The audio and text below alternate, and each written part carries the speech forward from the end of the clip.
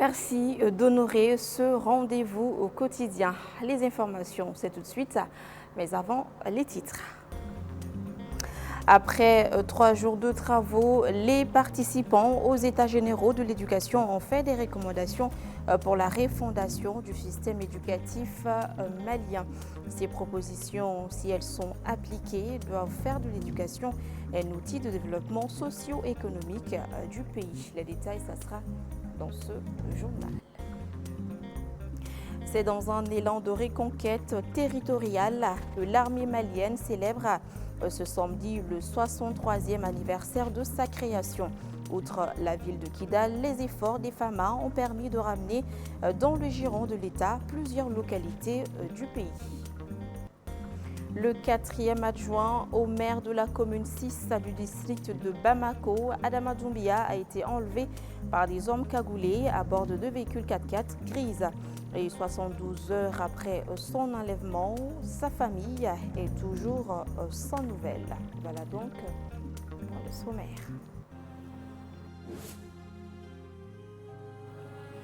Bonsoir à tous et bienvenue dans ce 19h. Les rideaux sont tombés ce vendredi 19 janvier 2024 sur la phase nationale des États généraux de l'éducation. Après 3 jours de travaux, les acteurs de l'éducation malienne ont fait des recommandations pour la refondation du système éducatif malien. Ces acteurs sont issus de toutes les régions du Mali. Un compte-rendu signé Bakary M. Sidibé, Montala Ouattara. Après des jours de discussion sur les 18 thématiques proposées par la commission d'organisation, les participants venus de toutes les régions administratives du Mali ont fait des recommandations jugées innovantes et inclusives permettant de définir les nouvelles orientations pour la refondation du système éducatif pour répondre ainsi aux défis du développement social et économique du pays. Des messages forts qui ont été quand même annoncés, tels qu'il faut que l'école désormais appartienne à la communauté, que la communauté s'approprie l'école, que ce soit plus vraiment une institution étrangère, un épiphénomène, que l'école soit notre et non l'école des autres.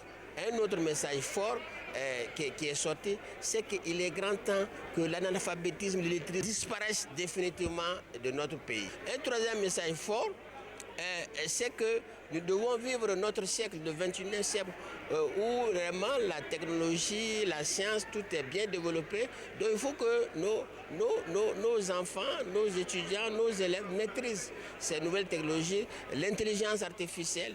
Donc ça c'est un message. Un autre message fort, vous avez beau donner toutes ces connaissances à un individu, si moralement il n'est pas bien formé, donc vraiment, ce sera la catastrophe.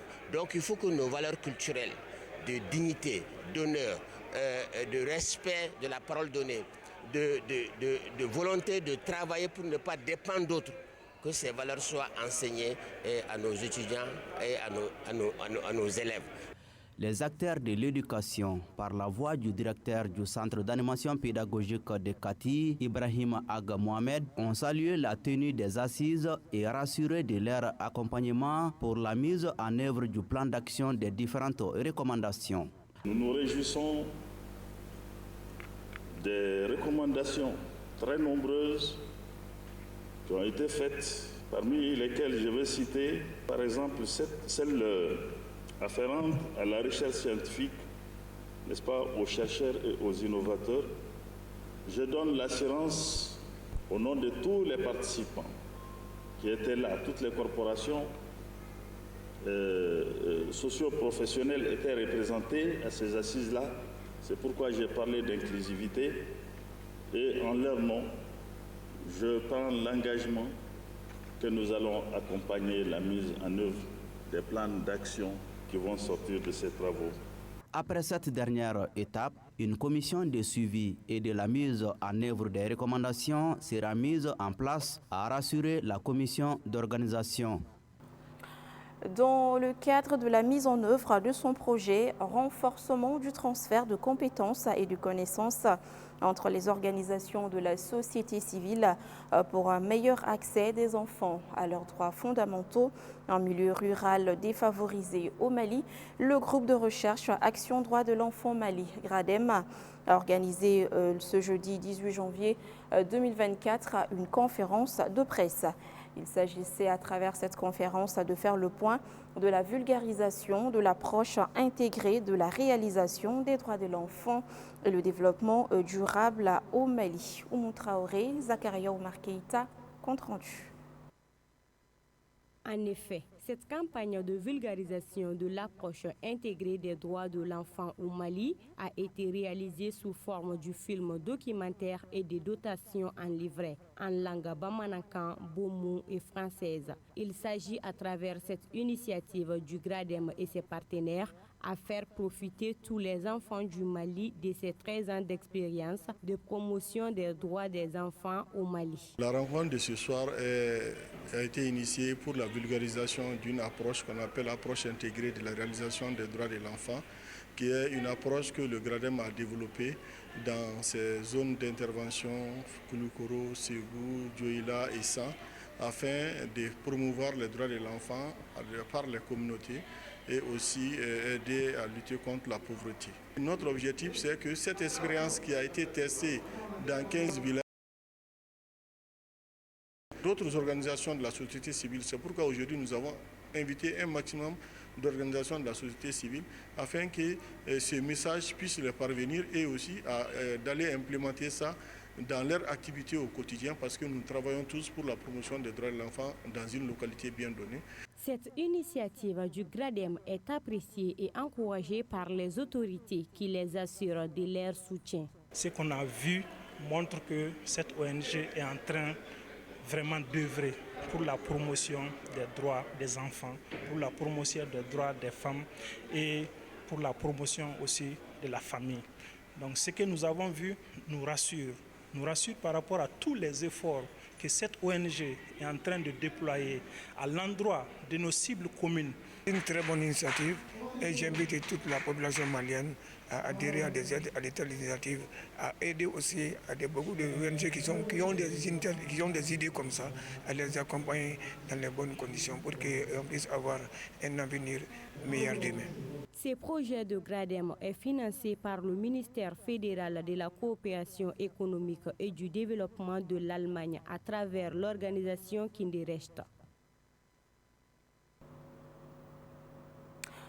Par ailleurs, la Commission nationale des droits de l'homme a organisé ce vendredi 19 janvier 2024 un atelier de sensibilisation sur les droits de l'homme à l'endroit des étudiants et du corps professoral de la faculté des sciences administratives et publiques de Bamako, conformément à ses missions. La CNDH veut, à travers cet atelier, contribuer à instaurer la culture des droits de l'homme au Mali. Je vous propose ici de suivre le compte-rendu de la cérémonie d'ouverture avec Assitan Diallo et Montala Ouattara. Tout être humain a des droits universels inaliénables et il est important de bien les connaître. Eh bien, les étudiants de la faculté des sciences administratives et publiques ont la chance de connaître les leurs avec cet atelier sur les droits de l'homme dont ils bénéficient à travers la CNDH. Sachez que cette activité s'inscrit dans le cadre de vous doter des instruments ou le background nécessaire pour que vous soyez les porte-drapeaux vraiment des beaux messages pour conforter et que le Mali soit, et même au-delà, que tout le monde soit respectueux du droit qui s'attache à l'être humain. Sensibiliser sur les droits de l'homme, déconstruire les préjugés, les clichés et les idées reçues sur les droits de l'homme, c'est la mission que la Commission nationale des droits de l'homme s'est engagée à réussir durant ces quelques heures d'échange. Il y a toute une sous-commission qui est dédiée à l'enseignement des droits de l'homme. C'est dans ce cadre que nous nous retrouvons ici aujourd'hui avec l'accompagnement de notre partenaire technique, le Fonds d'appui au moteur du changement. Au niveau de la FSAP, il y a 2 masters qui sont dédiés aux droits de l'homme. Et toutes les étudiantes et tous les étudiants de cette faculté constitueront des vecteurs pour nous. Il ne s'agit pas de venir enseigner un cours magistral des droits de l'homme, mais de venir discuter, échanger avec les étudiantes et les étudiants sur la problématique, sur les zones d'ombre. En un mot, il s'agit de venir déconstruire les clichés et les préjugés sur les droits de l'homme. Toutes les structures universitaires sont visées. Au-delà même du système scolaire, toute la population est concernée. En plus des échanges autour de la thématique, la cérémonie a été l'occasion pour la CNDH de reconnaître le mérite des personnes qui œuvrent pour la promotion des droits de l'homme au Mali. Je vous l'annonçais tout à l'heure dans les titres, le 4e adjoint au maire de la commune 6 du district de Bamako, Adama Doumbia, a été enlevé par des hommes cagoulés à bord de 2 véhicules 4x4 grises. Après plus de 72 heures sans nouvelles, sa famille et son parti s'inquiètent. Awa Sanogo nous en parle. Adama Doumbia, membre du comité exécutif national du parti Adéman et 4e adjoint au maire de la commune 4 du district de Bamako, a été enlevé depuis mardi 16 janvier 2024 aux environs de 18h chez lui par des hommes armés cagoulés à bord de 2 véhicules 4x4. Comme les membres de sa famille, son parti Adéman PASJ est inquiet par cet événement. Selon le parti de l'Abeille, Adama Doumbia n'a fait l'objet d'aucune convocation par une quelconque autorité compétente. Aussi, précise-t-il, les démarches de l'Adéman PASJ n'ont jusque-là pas permis d'avoir des informations sur la destination de Adama Doumbia, encore moins sur les raisons de son enlèvement. Le 63e anniversaire de la création de l'armée malienne est célébré ce samedi 20 janvier 2024. Cette célébration intervient à un moment où les forces armées maliennes ont enclenché, pour ne pas dire réussi, des offensives pour la reconquête du territoire national et la protection des personnes et de leurs biens sur l'ensemble du territoire malien. Le point, c'est avec Lassine Diakité.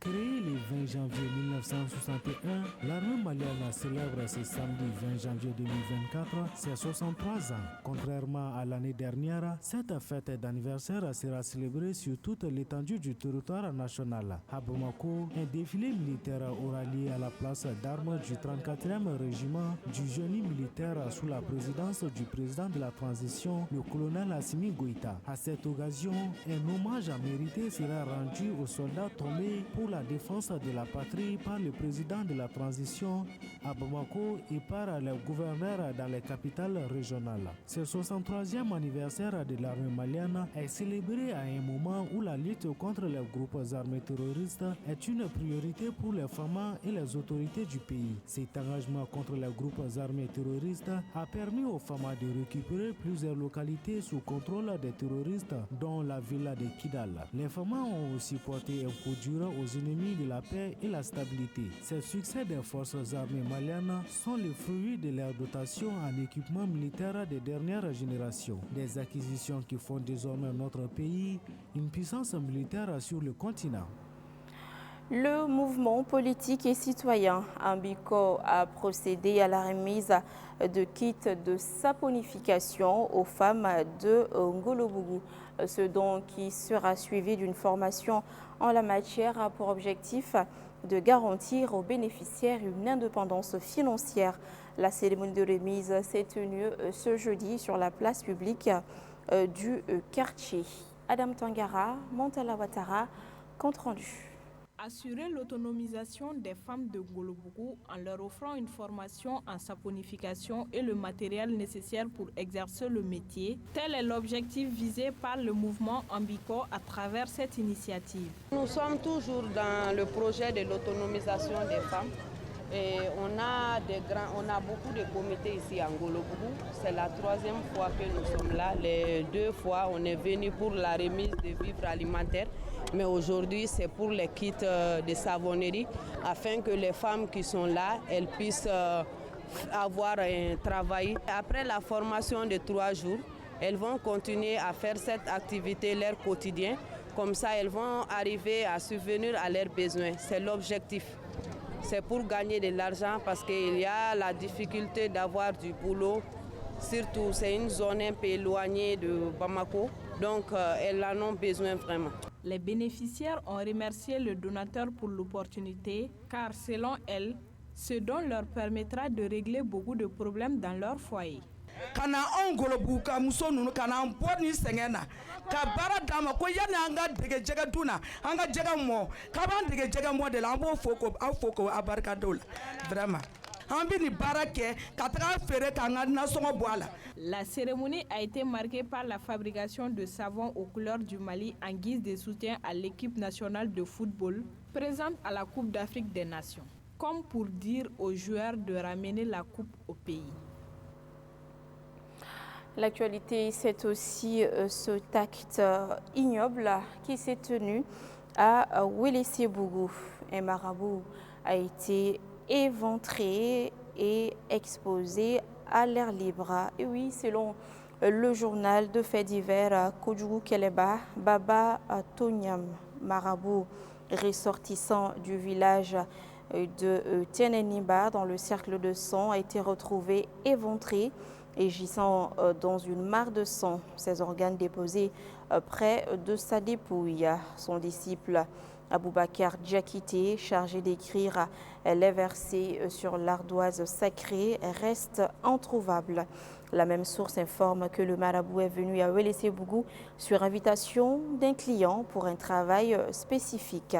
Les enquêtes sont en cours pour situer les responsabilités dans cette affaire d'assassinat par le commissariat de police de Wélé-Sébougou. Le match le plus attendu de la poule E aura lieu ce samedi 20 janvier 2024 au stade Amadou Gon Coulibaly de Korogo. Les Aigles du Mali seront face aux Aigles de Carthage. La Tunisie dos au mur affronte une équipe malienne qui ne veut rien lâcher après sa victoire contre les Bafana Bafana lors de la première journée dans le même groupe. Les coachs des deux sélectionneurs étaient face à la presse aujourd'hui. Le compte-rendu est signé Maliki Diallo, Djelika Guindo, Ibrahim Dawa et Oumou Faye. La Tunisie n'a plus droit à l'erreur alors que les Aigles veulent se qualifier dès la deuxième journée des matchs de poule pour les huitièmes de finale. Après sa belle victoire face à l'Afrique du Sud le 16 janvier, le Mali croisera donc le fer avec une équipe tunisienne dos au mur après sa surprenante défaite contre la Namibie. Face à la presse, le sélectionneur tunisien et son milieu de terrain reconnaissent les qualités collectives et individuelles des Aigles, mais espèrent gagner ce match considéré comme le classico de la poule E.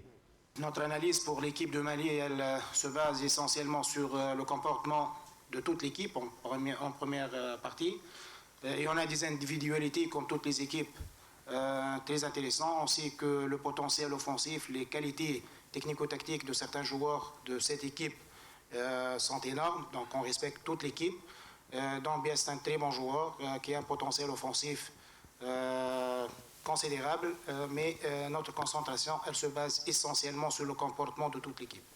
Les Aigles du Mali et les Aigles de Carthage se connaissent bien. Si le Mali a battu la Tunisie lors de la dernière CAN, les Aigles de Carthage ont pris leur revanche lors des qualificatifs de la Coupe du Monde Qatar 2022 en battant les Aigles du Mali 1-0 à Bamako et 0-0 à Tunis. Eric Sekouchel, qui n'a perdu aucun match depuis son arrivée à la tête de la sélection nationale en mai 2023, est conscient de l'enjeu de la rencontre de ce samedi. Il ne compte surtout pas attendre la troisième journée pour se qualifier. C'est une grande équipe qui sait s'adapter à l'adversaire, qui est capable d'évoluer dans plusieurs systèmes de jeu. Ils ont des joueurs très intéressants à chaque poste. Voilà, ils ont des grosses qualités, mais ils ont des défauts comme nous. Donc, bien, encore une fois, ce sera un match où tout le monde va jouer sa chance.